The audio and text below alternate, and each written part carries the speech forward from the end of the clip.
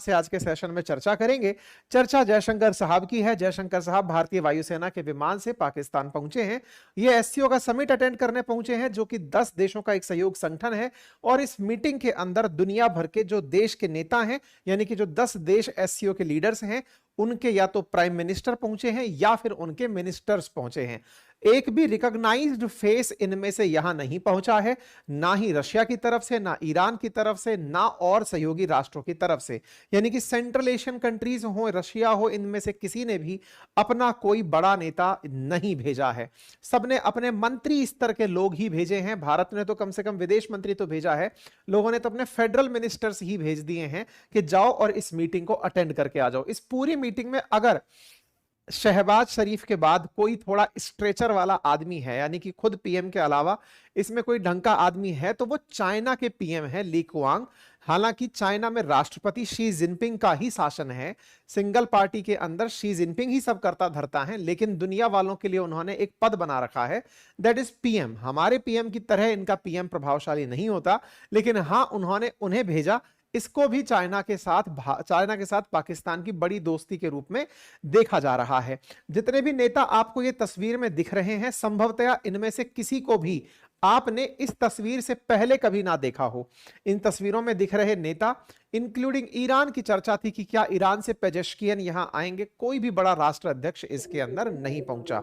यहां पर ये जो लोग आपको दिखाई दे रहे हैं तस्वीर खिंचाते हुए, जो इस समय आपको दिख रहे हैं, इनमें से जो विदेश मंत्री भारत के हैं वो तो हैं ही हैं, साथ में भी कोई बड़ा नेता पाकिस्तान में नहीं पहुंचा। एससीओ की मीटिंग में जनरली हेड्स ऑफ स्टेट्स की बात की जाती है, हेड्स ऑफ गवर्नमेंट की बात की जाती है।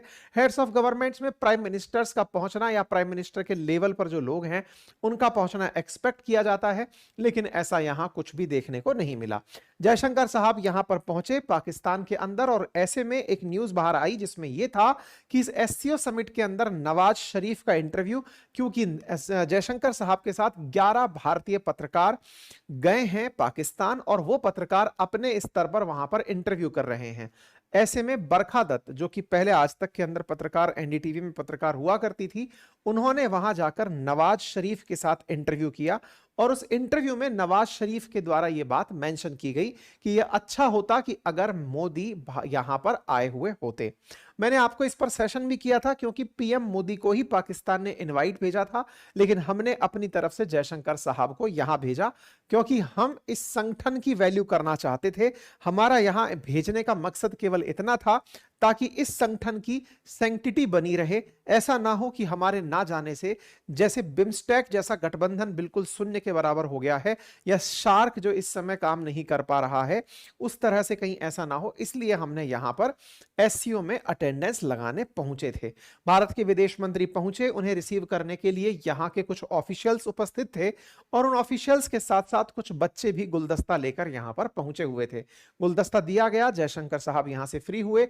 जयशंकर साहब का एक वीडियो काफी ज्यादा वायरल हुआ। उस वीडियो के अंदर जयशंकर साहब अपना चश्मा हटाकर दूसरा चश्मा लगा रहे हैं, और जब ये वीडियो बाहर निकलकर आया तो सोशल मीडिया पर रील्स की बाहर आ गई, मीम्स की बाहर आ गई, जिसमें आप अपना चश्मा हटाकर सन ग्लासेस लगा रहे हैं।